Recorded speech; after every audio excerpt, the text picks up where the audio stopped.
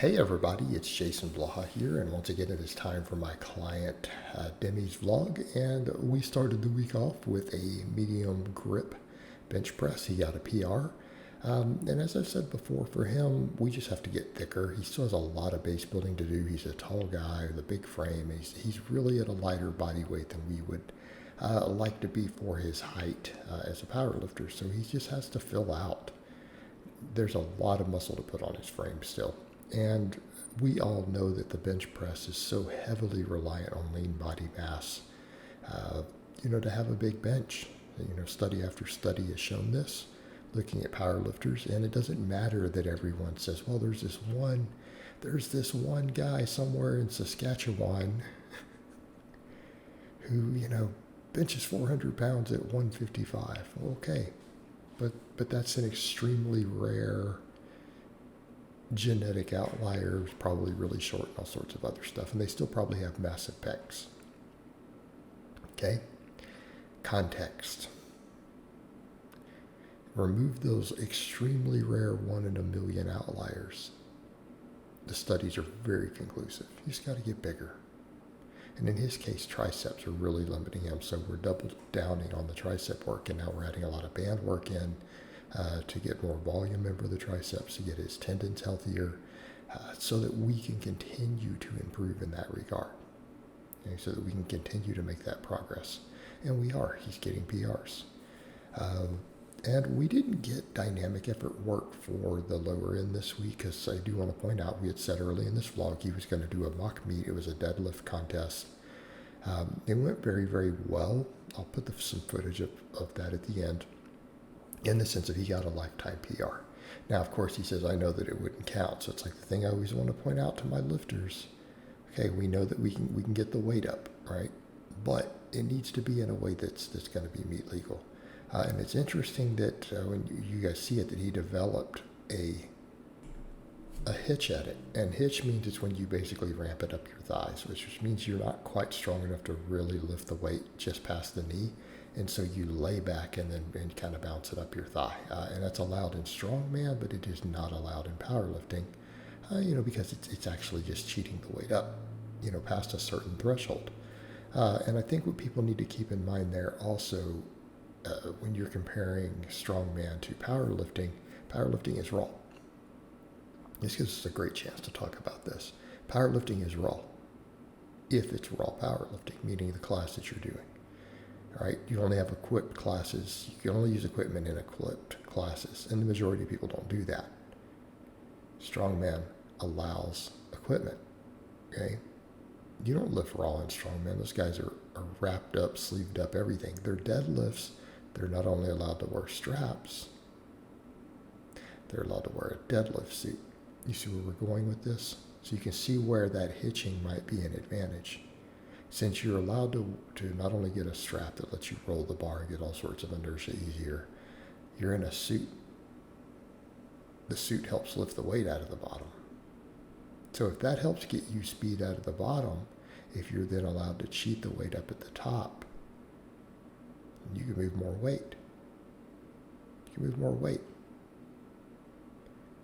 So it's no surprise that some of the top strongmen in the world have a higher deadlift than the best raw deadlifts, when you factor all that stuff in, of course. We're not comparing the same lift anymore. It's a different exercise. It's still strong. I mean, look, if you deadlift 500 kilograms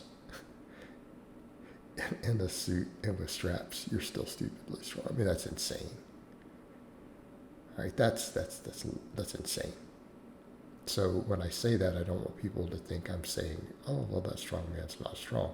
We're just saying that all other factors being equal, you would expect them to lift a little more weight. Is it going to be like an enormous difference? No, of course it's not going to be hundreds of pounds difference. It should be a statistically significant higher amount. When you factor in all those things that they're allowed to do. And when you think of it in that regard, what are we seeing? Way to cheat at the top, so that even if you're not strong enough to lock it, you can still lock it. people will say, yeah, but you got to get to that point, so that requires strength, and that's true. But if you're also allowed to wear a deadlift suit, right? And with straps, it's easier to hold onto that bar when you're having to ramp it and hitch it up at the top, because that's a lot of times you'll lose grip with that. By the way, I want to fix these glute bridges I'm seeing with him here. Not going high enough, and that grip is way, way too close since he's got bent elbows. He needs to take that grip way out, right? We want to have the elbows locked when you do a glute bridge. You don't want your soft elbow to have to support the weight. Right? You don't want him to have to support that. It's not good, not ideal. Again, it's gonna cause inflammation over time. So something he'll need to work on. I'll have him fix. Then again, I like to note stuff like that in the vlogs, because when people are seeing it,